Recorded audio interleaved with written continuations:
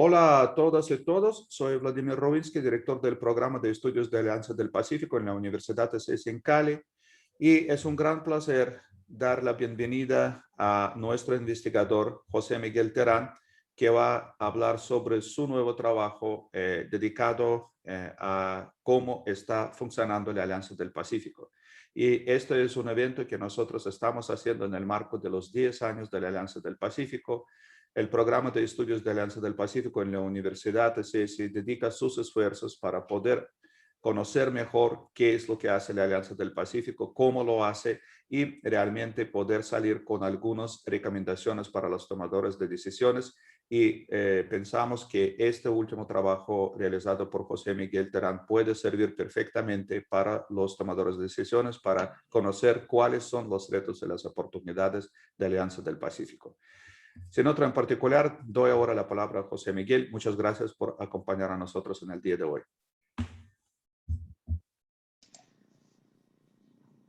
Muchas gracias, Vladimir, por la invitación inicialmente y buenos días a todas las personas pues, que vayan a estar pendientes del video. Les agradecemos anticipadamente su interés por las actividades que tenemos en el programa y en particular por el artículo que a continuación voy a presentar. Como bien lo decía Vladimir, o sea, se da en el marco de los 10 años que está cumpliendo el proceso de integración de la Alianza del Pacífico y se basa en un estudio de las decisiones y el funcionamiento que tiene el mecanismo de integración. Para desarrollarlo hemos preparado una presentación que vamos a compartir ahora. Y bueno, a ver. Listo. Entonces, iniciamos el paper que publicamos con el programa de estudios de la Alianza del Pacífico. Se llama 10 años de decisiones en las cumbres de la Alianza del Pacífico, una revisión de los mandatos presidenciales. Aquí de entrada ya hay como dos temas que se le va a poner mucha importancia y que luego se desarrollarán. Uno que es el énfasis en las cumbres de la Alianza del Pacífico y el otro es el tema de los mandatos presidenciales. Y vamos a iniciar con una introducción de qué es la Alianza del Pacífico. Y tenemos que la Alianza del Pacífico es un proceso de integración profunda conformado por Chile, Colombia, México y Perú, países que comparten costas en el Océano Pacífico latinoamericano y que tienen también modelos similares de desarrollo político, económico y social. Como podrán ver, ahí hay una fotografía que tomamos personalmente en la participación que tuvimos en la cumbre de la Alianza del Pacífico que se realizó en el 2017 en Cali. Por eso tal vez hay unos mandatarios que ya no están vigentes en los países miembros. Y la Alianza del Pacífico tiene dos tratados estructuradores, tratados internacionales, entendidos estrictamente como tratados, que es el Acuerdo Marco de la Alianza del Pacífico, por el cual, digamos, se crea formalmente, se institucionaliza el proceso de integración, y el otro es el protocolo adicional al Acuerdo Marco, que también se denomina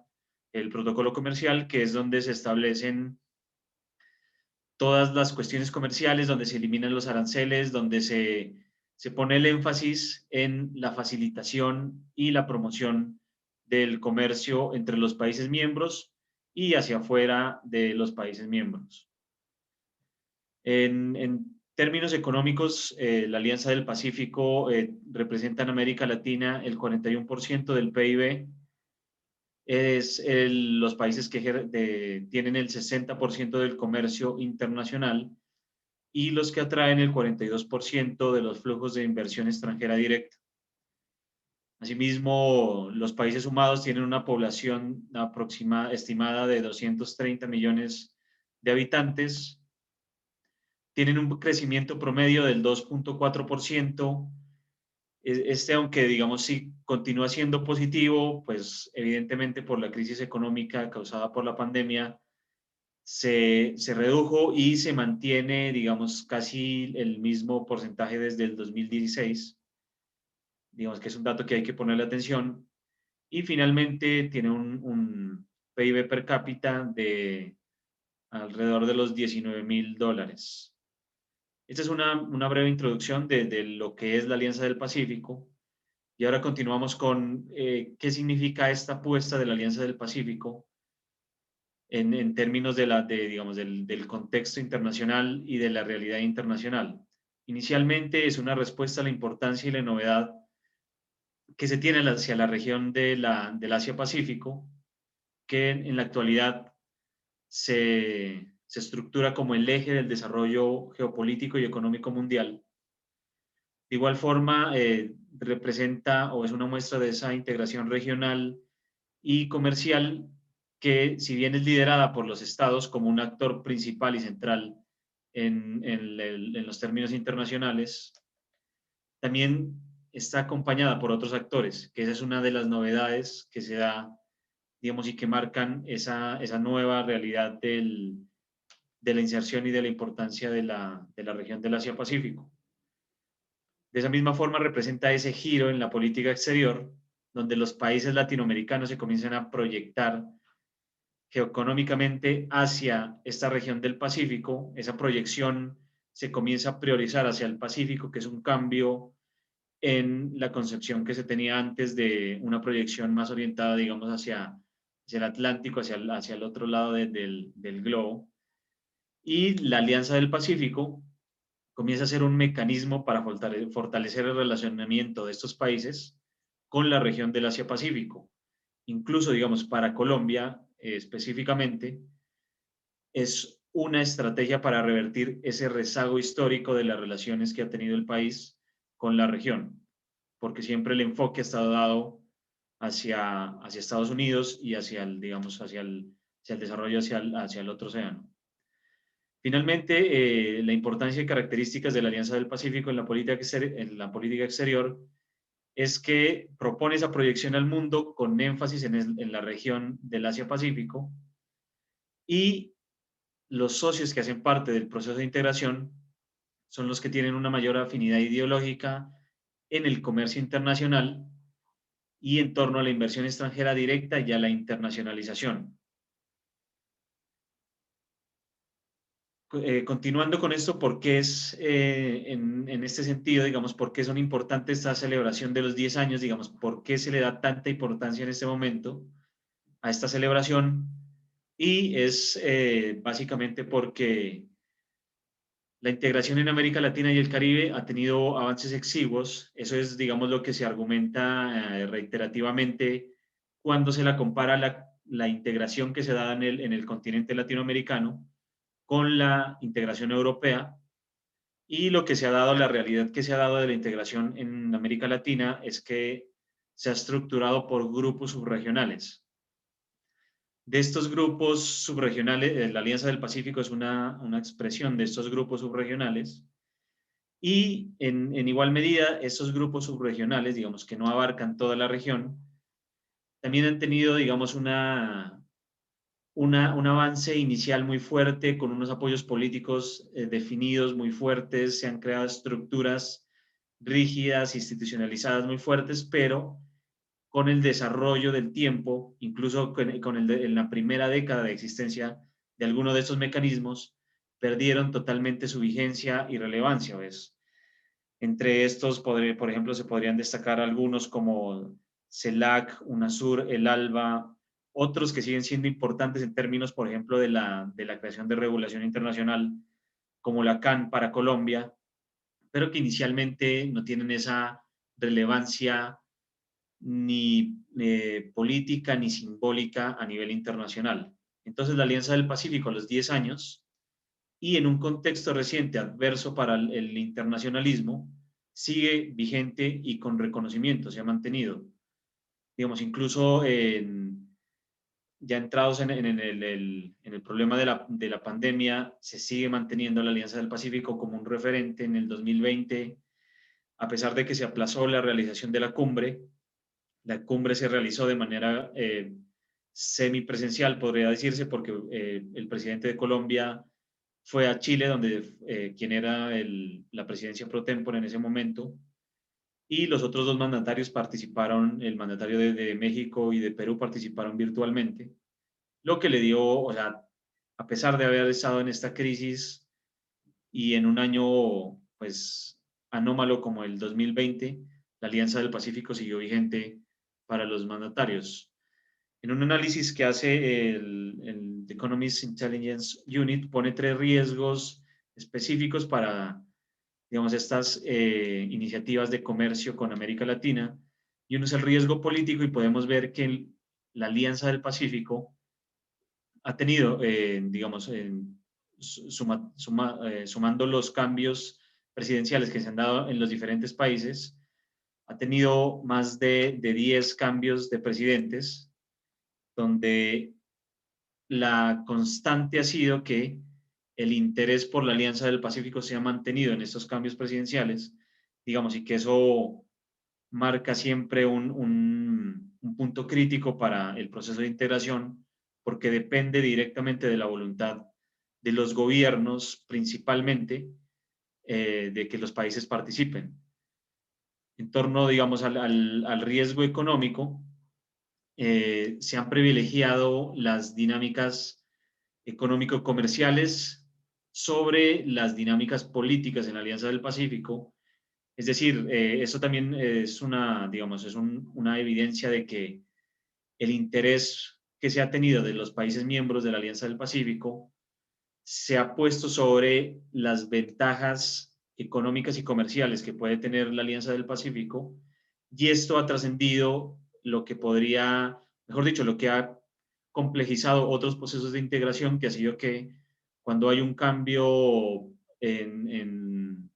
los mandatarios de los gobiernos y llegan con otras ideologías, se pierde ese interés, pero en la Alianza del Pacífico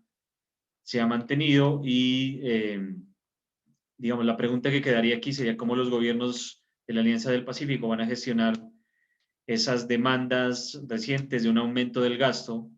Digamos que hay unos ejemplos problemáticos como la actual coyuntura en Colombia,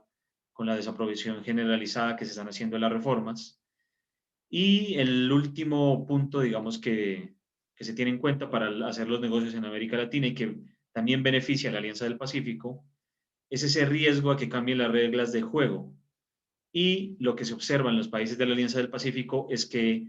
todas estas reglas de juego referidas al sector económico y particularmente al sector del comercio internacional se mantienen relativamente estables, evidentemente con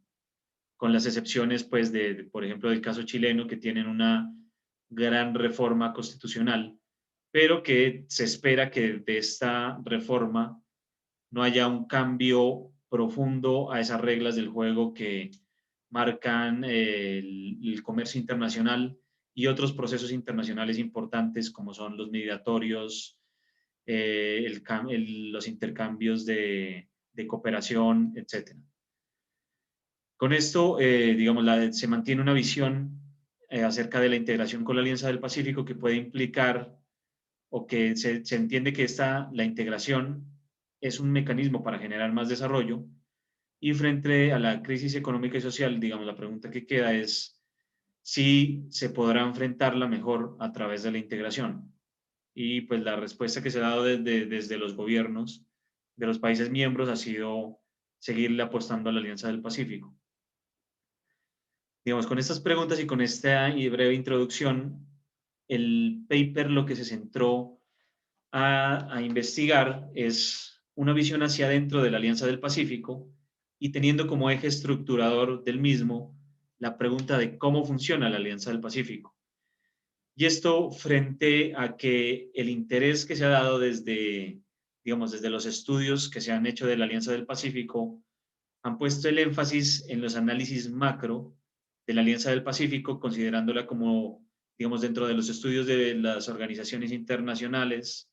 dentro de los estudios del regionalismo, o dentro, por ejemplo, de los estudios de los acuerdos megaregionales y cómo la Alianza del Pacífico comienza a jugar ahí. Y otro grupo fuerte de los estudios han sido los estudios enfocados en los temas particulares de la Alianza del Pacífico. Por ejemplo, estudios referidos a la facilitación del comercio, a los intercambios internacionales, a los programas de intercambio y de apoyo al emprendimiento de la Alianza del Pacífico. Y estos dos grupos, si bien han tenido una producción grande, han descuidado un aspecto particular que es ese funcionamiento. A pesar de que hay literatura que se ha comenzado a dar en esa vía, digamos, sigue habiendo un vacío que el paper que estamos presentando intenta llenar y hacer un pequeño aporte con unas identificaciones básicas del funcionamiento de la Alianza del Pacífico. Y para esto se basa en dos cuestiones principales que se van a analizar. Y la primera es la estructura operativa de la Alianza del Pacífico, cómo está conformada esa estructura operativa y relacionada con esa estructura, la toma de decisiones, cómo se da la toma de decisiones en el marco de esta estructura operativa, teniendo como eje central de análisis las declaraciones presidenciales de la Alianza del Pacífico, que a su vez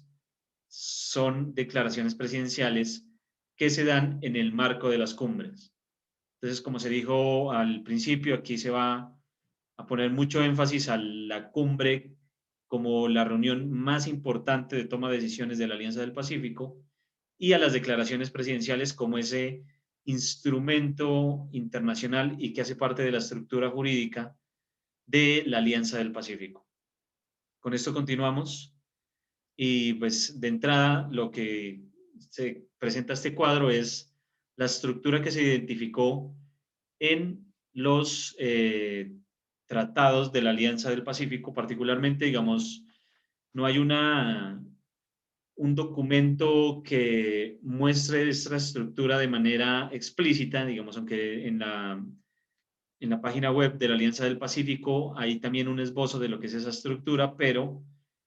no se tiene cuál es, digamos, en detalle cuáles son esos funcionarios y cuál es su rol en la Alianza del Pacífico, particularmente en la toma de decisiones. Entonces, esta estructura, digamos, se extrae del acuerdo marco de la Alianza del Pacífico, que tiene ya explícitamente puesto cuáles son principalmente los órganos de toma de decisiones. Igualmente se toma del protocolo comercial de la Alianza del Pacífico. Incluso el protocolo comercial crea otro órgano que no está aquí, que es la Comisión de Comercio Exterior, pero la Comisión de Comercio Exterior, como está conformada por ministros, puede entenderse como el Consejo de Ministros y también está facultada para tomar decisiones. Y finalmente de la Declaración de Lima, que la Declaración de Lima es la primera declaración que institucionaliza formalmente ese interés de los mandatarios de los 4 países miembros de conformar el mecanismo de integración. Y también pone un esbozo de la estructura. Entonces, haciendo una interpretación de todos estos instrumentos, se crea este cuadro donde se ven que hay 5 órganos que en orden jerárquico está la cumbre de presidentes, obviamente conformada por los presidentes y que tiene como funciones tomar decisiones, los consejos de ministros que pueden estar conformados por diversos consejos de ministros dependiendo de la temática que se esté tratando, que hacen parte los ministros y también tienen esa facultad de tomar decisiones. Los grupos de alto nivel o GAN que están conformados por viceministros y tienen unas funciones, entre otras, principalmente de hacer seguimiento a esa toma de decisiones que hacen los ministros y los presidentes. Y finalmente los coordinadores nacionales y los grupos técnicos de trabajo que están conformados por las burocracias nacionales y que tienen esas funciones administrativas y ejecutivas, es decir, que son quienes implementan las decisiones y son quienes les dan esa vida del día a día de la Alianza del Pacífico. Finalmente, digamos, un órgano que hay que ponerle mucha atención y que es transversal a todo esto es la presidencia pro tempore. Y es importante en la medida que es la presidencia pro tempore hace cada país tiene que ejercer la presidencia pro tempore y esta presidencia pro tempore es quien representa internacionalmente a la Alianza del Pacífico. La importancia, para continuar, digamos, en esta línea y teniendo como eje central la importancia de las cumbres de la Alianza del Pacífico, hay que entender inicialmente que la Alianza del Pacífico no tiene una personalidad jurídica internacional y tampoco tiene una burocracia supranacional, es decir, la Alianza del Pacífico no tiene una burocracia propia y, digamos, por ello, la representación que recae sobre el gobierno que ejerza la presidencia pro tempore, de acuerdo al artículo 7º del Acuerdo Marco. Y esta representación es necesaria porque cualquier organización internacional o cualquier mecanismo de integración necesita tener una representación internacional, necesita tener un vocero, alguien que sea esa secretaría técnica que entable las relaciones y que pueda hacer esa representación de la Alianza del Pacífico en su relación, digamos, con otros actores del escenario internacional. Y esto recae sobre la presidencia pro tempore. En un segundo punto, en las cumbres de la Alianza del Pacífico, los órganos que se mostraron anteriormente se reúnen anualmente. Que normalmente las cumbres han contado con la participación de los presidentes, salvo en la cumbre si no estoy mal, es del 2018, donde no participó el presidente de México, pero mandó en delegado al ministro de la Secretaría Económica, si no estoy mal, porque él hizo una promesa en campaña y que era en el primer año de su gobierno no iba a hacer ningún viaje internacional, pero pues él estaba representado el Estado con el ministro. Y en estas también participan los otros órganos oficiales perdón, los otros actores oficiales de la Alianza del Pacífico, que son los estados observadores y asociados. También participan altos funcionarios y diplomáticos, una cuestión muy importante, directivos empresariales y gremiales. Y otros presidentes, por ejemplo, en la versión del 2020 participó el presidente de Ecuador, que busca ser un miembro pleno, y pues que es una cuestión que es muy, muy importante para las reuniones anuales en la cumbre de la Alianza del Pacífico. Estas reuniones, digamos, la estructura operativa da dinamismo a la Alianza del Pacífico, se rinden cuentas, los órganos legitimados toman decisiones vinculantes, las cuales deben darse en consenso según el acuerdo, el artículo 5 del acuerdo marco. Y, digamos, esto, a pesar de que implica que todos los miembros tienen ese poder de veto en la Alianza del Pacífico, hasta este momento las decisiones que se han tomado han sido en consenso y esos consensos siempre se pueden lograr porque hay temas de interés central para todos los miembros y las decisiones se consignan en las declaraciones presidenciales de la Alianza del Pacífico que también, de acuerdo al artículo, si no se llama, el artículo 5 y 6 del acuerdo marco, hacen parte de la estructura jurídica de la Alianza del Pacífico. Ahora nos centramos en las declaraciones presidenciales, que es el elemento central de análisis porque son el principal documento de acceso público que uno tiene para identificar esa toma de decisiones que se ha dado, la agenda temática que se propone y el seguimiento que se le ha dado a las decisiones por parte de los órganos que se acabaron de mostrar.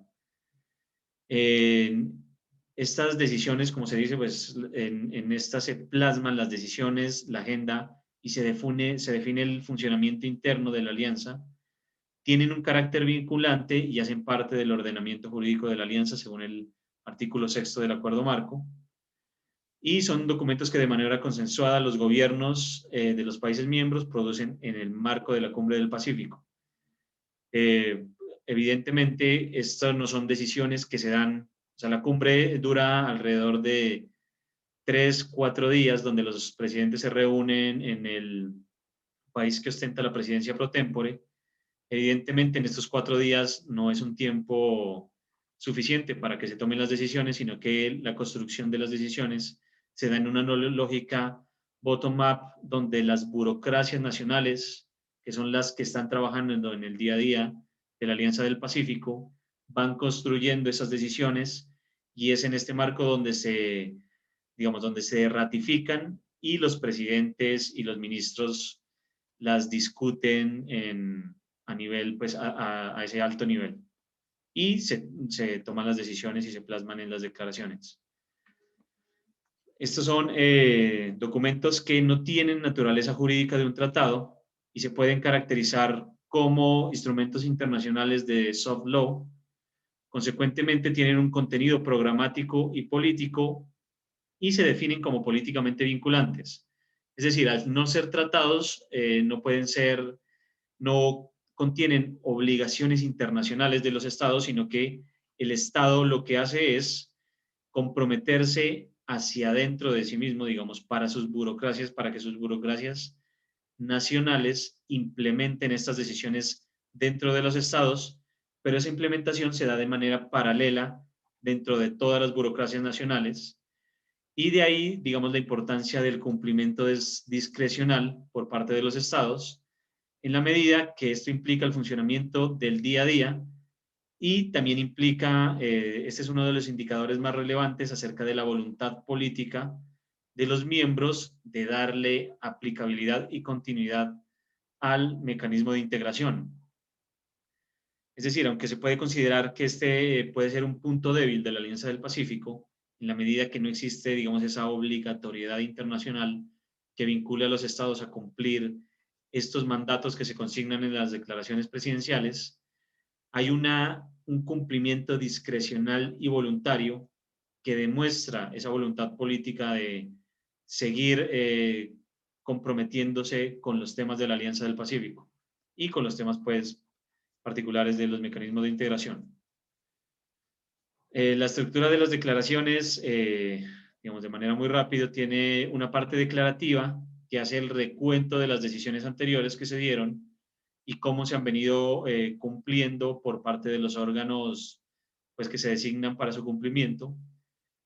La segunda parte es una parte decisoria, que es donde se consignan esas decisiones que se toman en cada cumbre.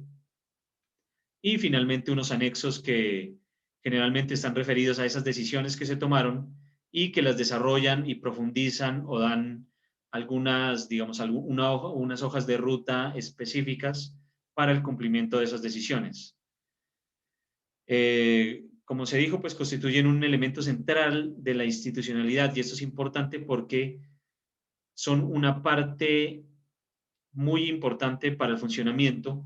Surgen de las cumbres presidenciales, que es, digamos, la reunión donde se reúnen los presidentes y toman decisiones vinculantes,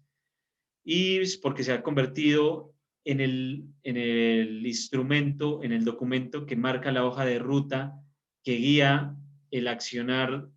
digamos, constante y la operación constante y el día a día de la Alianza del Pacífico. Es lo que ponen, digamos, los proyectos que deben seguir, las cuestiones que se deben implementar, las acciones que le dan esa vigencia y que le dan esa relevancia actual a la Alianza del Pacífico. Continuando con esto, digamos, el otro tema que se quería destacar es el tema de la agenda que se ha propuesto en las declaraciones presidenciales, agenda refiriéndose a la agenda temática, y esta se define según los mandatos presidenciales en las declaraciones. Dentro de las declaraciones se puede dar una visión clara de la agenda temática y los intereses que tienen los Estados miembros para los temas que se desarrollen en la Alianza del Pacífico, cuáles son esos temas más importantes, cuáles son a los que se les da prioridad. Y cada uno de estos temas listados tiene un desarrollo y algunas acciones específicas para su implementación que se da por los órganos respectivos, que principalmente son los coordinadores y grupos técnicos y de trabajo. Lo que se puede identificar, digamos, una de las principales conclusiones a las que se llega identificando esta agenda temática que hay en las declaraciones presidenciales es la complejización que ha tenido los temas que trata la Alianza del Pacífico. Es decir, si bien el énfasis, digamos, y la importancia que tiene el mecanismo está centralmente dada por el tema económico y comercial internacional, se puede identificar claramente que con esta agenda temática la Alianza del Pacífico va mucho más allá de ser un acuerdo comercial. Por ejemplo, para mostrar un ejemplo, podemos ver las declaraciones en el lado izquierdo de la pantalla, las de la declaración 8 y 9, podemos ver que tenían una lista de temas de 5 y 8 temas referidos específicamente a la facilitación del comercio, o sea, los temas que tradicionalmente se dicen que son los que facilitan el comercio. Y del otro lado, enfrente, podemos ver que en la cumbre 14 y 15, que la cumbre 15 fue la del 2020, la última, hay una lista de temas de 18 temas diferentes donde se comienzan a integrar temas que tratan muchas cuestiones que van más allá de lo comercial y económico, que comienzan a incluir cuestiones sociales, medioambientales, de apoyo, por ejemplo, a las pymes, facilitación de comercio, pero a través de ventanillas únicas, donde ya comienzan a integrar, por ejemplo, a las autoridades aduaneras de los países miembros. Comienza a haber un tema central, por ejemplo, en la promoción del turismo de manera articulada, en temas de educación, de intercambio de estudiantes, en fin, se ve, lo que se nota es una complejización temática y que denota que la Alianza del Pacífico, si bien sigue teniendo como eje central de su interés, digamos, y lo que ha motivado a los gobiernos a participar es el tema comercial, comienza a integrar unos temas diversos que hacen parte de la agenda social de los países, de la agenda medioambiental, de la agenda de apoyo a ciertas poblaciones, que demuestra esa, digamos, que la Alianza del Pacífico comienza a ser un mecanismo de integración al que hay que ponerle mucho interés en este sentido. Listo, pasando de esto, digamos, digamos, teniendo esa conclusión principal de esa complejización de la agenda que hace que la Alianza del Pacífico sea mucho más que un acuerdo comercial, pasamos a la importancia de la presidencia pro tempore, porque es digamos, esa figura que se creó, que tiene la responsabilidad y el compromiso cada país de asumir la presidencia pro tempore. Según se mostró antes, digamos, cada país la ejerce por un periodo anual y en orden alfabético, y es un acuerdo obligatorio porque hace parte hace parte del acuerdo marco de la Alianza del Pacífico, la responsabilidad de asumir la presidencia pro tempore. Lo que se puede identificar, digamos, bueno, o sea, se parte del principio que asumir la presidencia pro tempore implica una responsabilidad y unos costos para los países que asumen esa posición.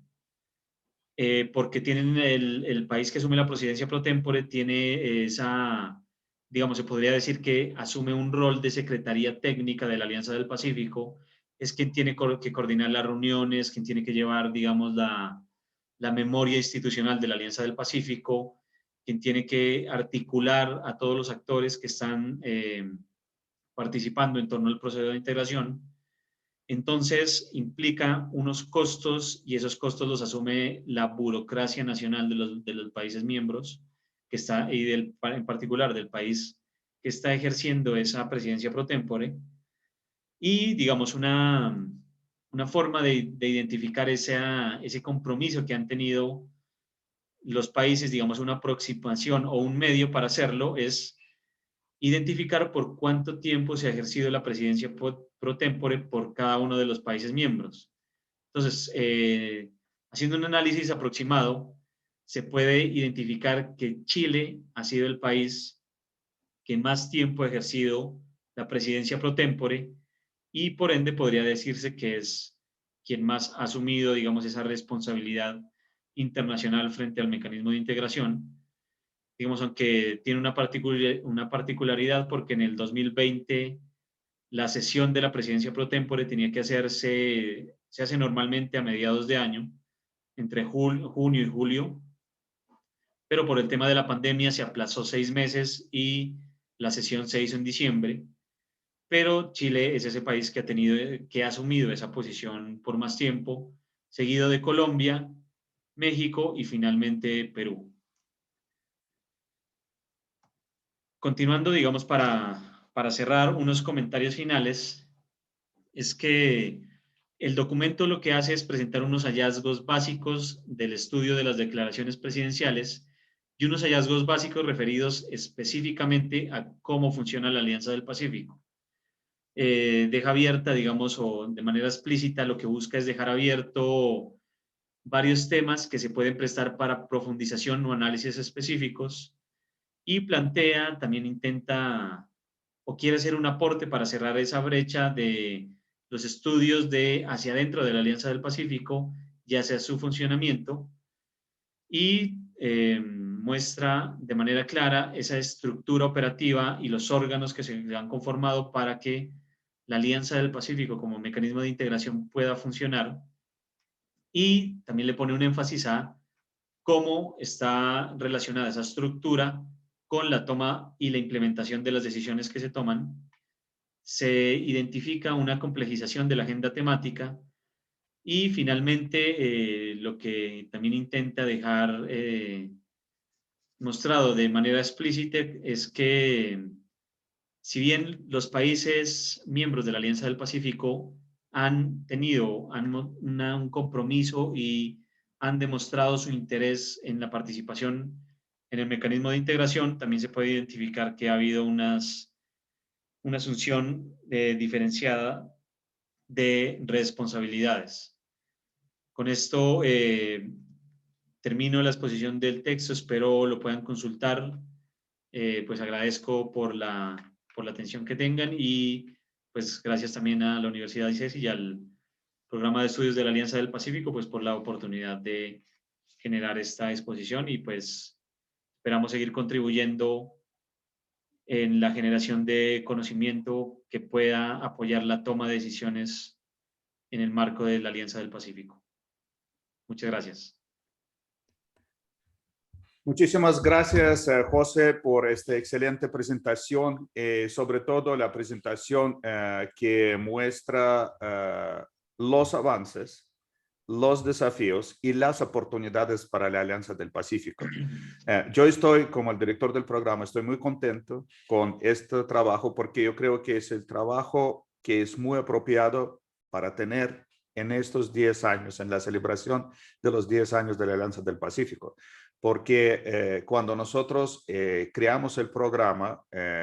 claramente tuvimos muchas expectativas y yo creo que una buena parte de estas expectativas ha cumplido precisamente porque la Alianza del Pacífico es uno de los proyectos de integración y yo diría quizás el proyecto de la integración más importante en los últimos años, más interesante, más prometedor, sigue siendo muy prometedor para nuestra región del Pacífico latinoamericano.